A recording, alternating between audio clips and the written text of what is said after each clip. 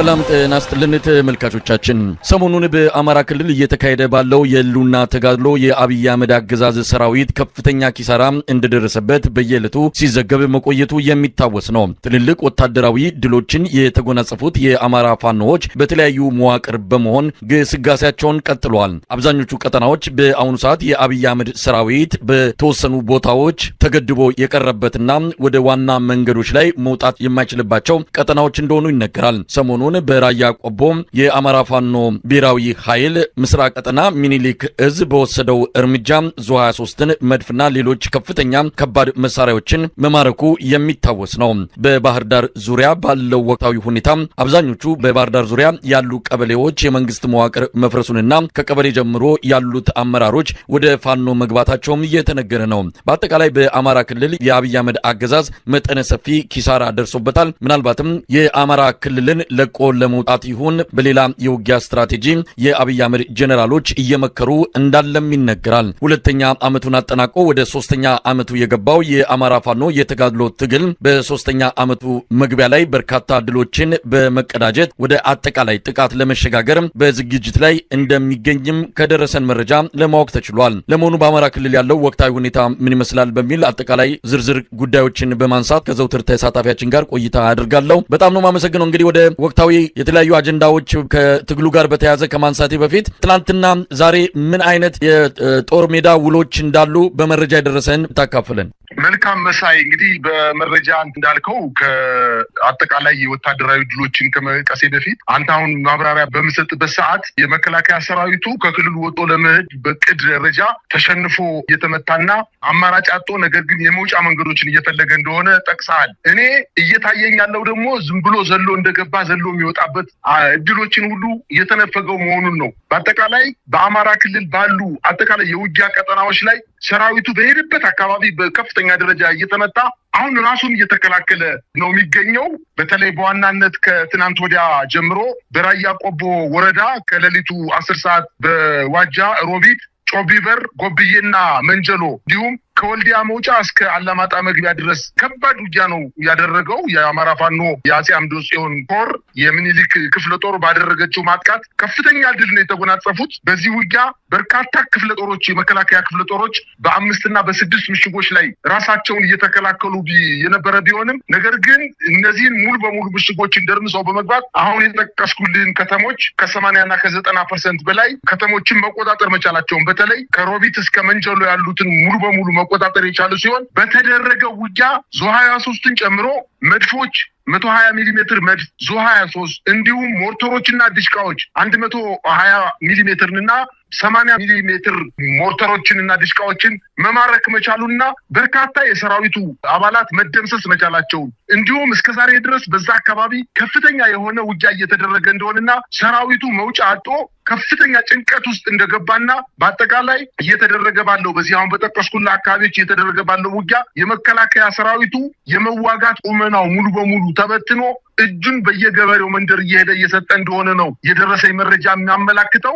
ዛሬ ደግሞ የደረሰኝ መረጃ በተለይ የዙ 23 ተኳሽ እና የሞርተርና የዲሽቃ ተኳሾች ቦታው ላይ በነበረው ውጊያ ላይ ዙ 23ቱን ጥለው በመሸሸታቸው ሞርተርና ዲሽቃዎችን መድፎችን ትተው በመሄዳቸው ምክንያት 17 የሚሆኑ የመከላከያ ሰራዊት አባላት ዛሬ ከሰዓት በኋላ የመከላከያ ሰራዊቱ ለምን ጥታችሁ መጣችሁ በማለት እንደረሸናቸው መረጃዎች ደርሰውኛል። ይሄ የሚያመላክተው በከፍተኛ ድንጋጤ ውስጥ እንዳሉና አሁንም ውጊያው በተለይ ከወልዲያ ቆቦ አላማጣ መቀሌ መንገድን የመከላከያ ሰራዊት ሙሉ በሙሉ ለቆ በፋኖ ኃይሎች ቁጥጥር ውስጥ በመግባቱና የትራንስፖርት አገልግሎት ሙሉ በሙሉ ተቋርጦ ያ አካባቢ ከፍተኛ ጀብዶ የተፈጸመበትና ትልቅ ድል የተገኘበት የውጊያ ቀጠና ሆኖ ተመዝግቧል። እንዲሁም በባህር ዳር ዙሪያ በትናንትናው ዕለት የሚንቀሳቀሰው አንደኛ ክፍለ ጦር በአንዳሳ ቀበሌ እንዲሁም በሌሎች በሁለት ቀበሌዎች ላይ ትልቅ ጀብዶ ነው የተፈጸመው። በዚህ ውጊያ የአንዳሳ ቀበሌን ጨምሮ 11 የቀበሌ ካቢኔ አባላት ሙሉ በሙሉ የመንግስት ኃይልን ከድተው ለፋኖ ኃይሎች ከነሙሉ ትጥቃቸው መቀላቀላቸውን ማየት ተችሏል። ይህ የሚያሳየው የመንግስት መሰረት ነው የተባለው የታችኛው የመንግስት መዋቅር ክፍል ሙሉ በሙሉ ፈርሶ ድንጋጤ ውስጥ እየተፈጠረ እንደሆነና በተለይ የአማራ ክልል መስተዳደር ከታችኛው ያለው እርከን እየፈረሰ የፋኖ ኃይሎችን እየተቀላቀለ እንደሚገኝ ነው የደረሰኝ መረጃ የሚያመላክተው። በተያያዘ ዜና በለሳ ላይ 1 ሻለቃ ሙሉ የመንግስት ጦር ድሽቃን ጨምሮ ስናይፐሮችን በርካታ ክላሾችን ይዞ ከፋኖ ኃይሎች ጋር መቀላቀሉን ነው መረጃዎች የሚያመላክቱት። በዚሁ አካባቢ በደቡብ ጎንደር ስማዳና እብናት አካባቢ በተደረገው ውጊያ ከ120 በላይ ያገዛዙ ጦር ሙትና ቁስለኛ በማድረግ ውጊያውን የፋኖ ኃይሎች በበላይነት መቆጣጠር መቻላቸውን ነው መረጃዎች እየጠቆሙ የሚገኙት። እንዲሁም በዛሬው ዕለትና በትናንትናው ዕለት በሰሜን ጎንደር ከዋልድባ ገዳም ወደ ወልቃይት አቅጣጫ በሚወስደው አዲስ ዓለም ከተማ አቅራቢያ ባለፉት 2 ቀናት ባደረጉት ውጊያ ከ45 በላይ የአገዛዙ ጦር ሲደመሰስ በርካታ የጦር መሳሪያዎች የቡድንና የነፍስ ወከፍ መሳሪያዎችን መማረክ መቻላቸውን አስታውቀዋል። ይህም እንዲህ እንዳለ በሰሜን ሸዋ የአገዛዙ የአየር ወለድ ኮማንዶ አባላት የተሳተፉበት የመራቤቴ ቀጠና 101ኛ አየር ወለድ የመከላከያ ሰራዊት በፋኖ ኃይሎች ጠንካራ ይዞታ በተባለው በልበልቲ በተባለው ወይንም ከእንሳሮ ወረዳ በልበልቲ በተባለው ቀበሌ ላይ በ3 አቅጣጫ ለማጥቃት ተንቀሳቅሶ አንደኛው ከዓለም ከተማ በመንቀሳቀስ ሌላኛው ከለሚ ከተባለው አካባቢ በመንቀሳቀስ እንዲሁም ሌላኛው ሶስተኛው የመከላከያ 101ኛ የኮማንዶ አባላት ከጅሩ በመንቀሳቀስ በ3 አቅጣጫ በልበልቲ የሚገኘውን የፋኖ ኃይሎችን ለማጥቃት እንቅስቃሴ አድርጎ በዛሬው ዕለትም ከፍተኛ ውጊያ እየተደረገ እንደሆነና በዚህ ውጊያ የፋኖ ኃይሎች እስካሁን ድረስ ቦታቸውን ባለማስደፈር እንዲሁም ከመከላከል አልፈው መልሶ ማጥቃት ላይ እንደሚገኙና አሁን ውጊያው ያልተቋረጠ በመሆኑ ምን ያክል ጉዳት እንደደረሰበትና ምን ያክል የፋኖ ኃይሎች አካባቢውን መቆጣጠር መቻላቸውን መረጃዎች ገና በማጠናከር ላይ ስለሆነ በሚቀጥለው ዘገባችን የምናቀርብ ይሆናል። በአፄ አምደ ጽዮን ኮር ስር የምትገኘው የምኒልክ ክፍለ ጦር እንዲሁም ባደረገችው ማጥቃት ከፍተኛ ድል መጎናጸፋቸውን አሁን ተያይዞ የደረሰኝ መረጃ ያመላክታል።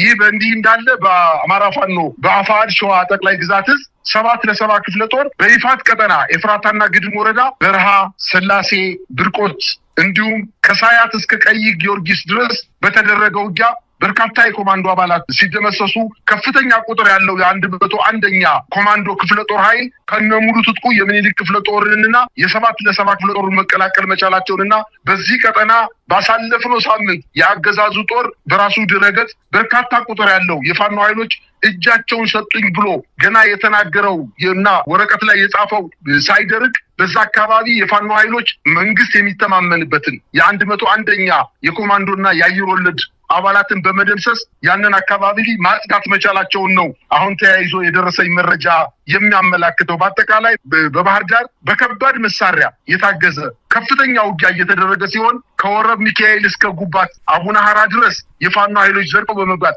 በባህር ዳር በቅርብ ርቀት በሚገኙ አካባቢዎች ላይ ጥቃት በመሰንዘር የአማራ ፋኖ በጎጃም 1ኛ ክፍለ ጦር በሰነዘረው ማጥቃት በርካታ የአገዛዙ ጦር መደምሰስ መቻላቸውና በዚህ ውጊያ 3 የ10 አለቃ መሪዎችን ጨምሮ በርካታ የአገዛዙ ጦር የፋኖ ኃይሎችን መቀላቀል መቻላቸውንና በተለይ በባህር ዳር ዙሪያ ወረዳ ዳንሳ ቀበሌ ሙሉ በሙሉ የቀበሌ አመራሮች የካቢኔ አባላት ማለት ነው ትጥቃቸውን በመያዝ የፋኖ ኃይሎችን መቀላቀል መቻላቸውንና ከትናንትናው ጀምሮ እንዲሁም በአንዳሳ ቀበሌ ሁሉም የቀበሌ አመራሮች እጃቸውን ለፋኖ መስጠታቸውንና ከፋኖ ኃይሎች ጋር በመቀናጀት በመከላከያ ሰራዊቱ ላይ ማጥቃት እየሰነዘሩ እንደሆነ ነው የደረሰኝ መረጃ የሚያመላክተው። በመጨረሻ በዛሬው ዕለት ከሰዓት በኋላ በምስራቅና ምዕራብ ጎጃም አዋሳኝ ወረዳዎች በተለይ ከደብረ ማርቆስ ወጣ ብሎ በሚገኙ የገጠር ቀበሌዎችና እንዲሁም ፍኖተ ሰላም በአማኑኤል በጅጋ እንዲሁም በወዳሺ አካባቢዎች ይህ ማለት በዋና የአዲስ አበባ ባህር ዳር ዋናው መንገድ ላይ የመኪና እንቅስቃሴን አግደው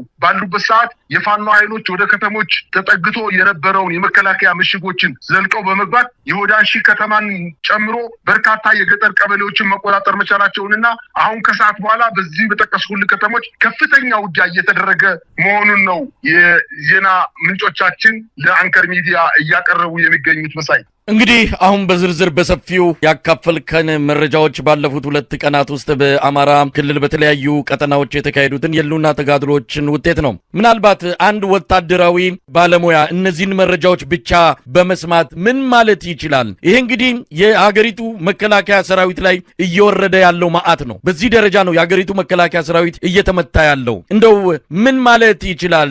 ይሄ ሰራዊት ቆሞ መንቀሳቀስ እንኳን አይደለም የሀገሪቱን ዳር ድንበር ለማስጠበቅ እንኳን አይደለም ህግና ስርዓት ለማስከበር ለራሱስ መትረፍ ይችላል ወይ? ራሱን ከጥቃትና ከሞት ማስጣል ይችላል ወይ ብሎ መደምደም ቢቻል የሚያስኬድ አይሆንም ወይ? መሳይ የዛሬ 2 ዓመት ታስታውስ ከሆነ የመከላከያ ጀነራሎች በአማራ ክልል የነበረውን የታጣቂ ኃይል በአጠቃላይ የሚኒሻ የፋኖ የአድማ ብተና ኃይሎችን በ1 ሳምንትና በ2 ሳምንት ጊዜ ውስጥ ትጥቃቸውን አስፈትተን ክልሉን ትጥቅ አልባ እናደርገዋለን፣ ጀግና አልባ እናደርገዋለን ብለው ዘለው የገቡበት ጦርነት የመከላከያ ኃይሉ በዛሬው ዕለት እንደው በአጠናከርነው መረጃ ሳይሆን በ2 ዓመታት በተለይ በምዕራብ ጎጃም ደጋዳሞት፣ በደቡብ ጎንደር እስቴ እብናት ስማዳ፣ እንዲሁም በሰሜን ወሎ አካባቢ አሁን በጠቀስኩልህ በቆቦ አካባቢ፣ እንዲሁም በምዕራብ ጎንደር በቋራ አካባቢ የደረሰበት ምት በአብዛኛው ሰራዊቱ ተደምስሶ ያንን አካባቢ እየለቀቀ ተመልሶ ለመያዝ ሲሄድ አሁንም ስበው በመምታት ለ3 እና ለ4 ጊዜ በአንድ ከተማ ላይ ሻምበልና ሻለቃ ክፍለ ጦሮች ሙሉ በሙሉ እየተደመሰሱ ሰራዊቱ ወደኋላ እየሸሸ እንደገና አዳዲስ ሰራዊት ከማሰልጠኛ እየሄደ ከፍተኛ ጉዳት እየደረሰበት የመዋጋት ሞራሉ ሙሉ በሙሉ የተዳከመ እርጥብ እንጀራ መብላት የማይችል የምክንያት አልባ ውጊያ እያደረገ እንደሆነ የተገነዘበ ሰራዊት ስለሆነ ሞራሉ ወድቋል። በተለይ በጦርነቱ በከፍተኛ ደረጃ ተሰላችቷል። ለዛም ነው መሳይ በአማራ ክልል በተደረጉ ውጊያዎች በአጠቃላይ በሻለቃ ደረጃ ከነስናይፐራቸው ከነዲሽቃቸው ከነሞርተራቸው የከባድና የቡድን መሳሪያዎቻቸውን ለፋኖ እያስረከቡ ወደ ከተሞች እየሸሹ የሚገኙት በወታደራዊ ቁመናቸው እየተዳከሙ መምጣታቸውን ነው የሚያሳየው። ምክንያቱም ለጥቂት ከፍተኛ የሰራዊት ጀነራሎችና ቤተሰቦቻቸው የተንደላቀቀ ኑሮ ህይወት መስዋዕት እየተደረጉ እንደሆነና በአንዳንድ ቦታዎችም ሲሞት እንኳን አስክሬናቸው ያረጀ ፈረስ እንኳን ሊደረግለት የሚችለውን የአፈር ማልበስ ስነስርዓት የማይደረግላቸው በመሆኑና ይህን ደግሞ ለ7 ዓመታት ተከታታይ ዓመታት ከፍተኛ ግፍ እንደተፈጸመበት ስላወቀ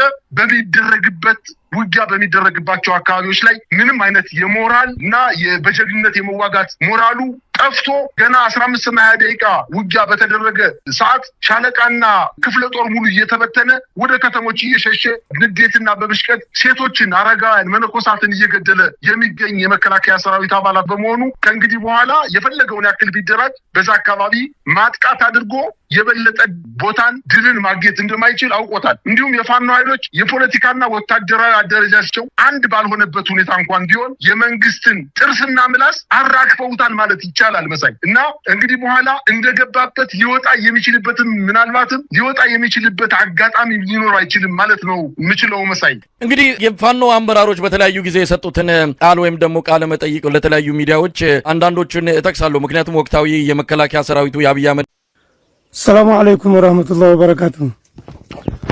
ወንድሞች እህቶች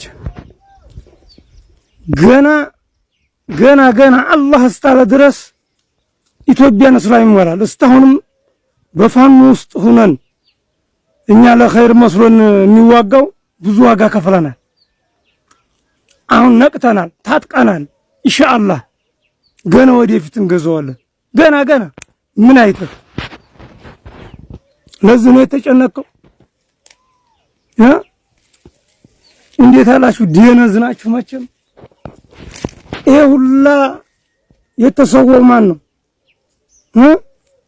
ሙስሊም ነው እናውቃለን። ትግል ውስጥም ስላለሁበት ግን አሁን አልሐምዱሊላህ ራሴን ችዬ ታጥቄ ወጥቻለሁ። ታሁን በላይ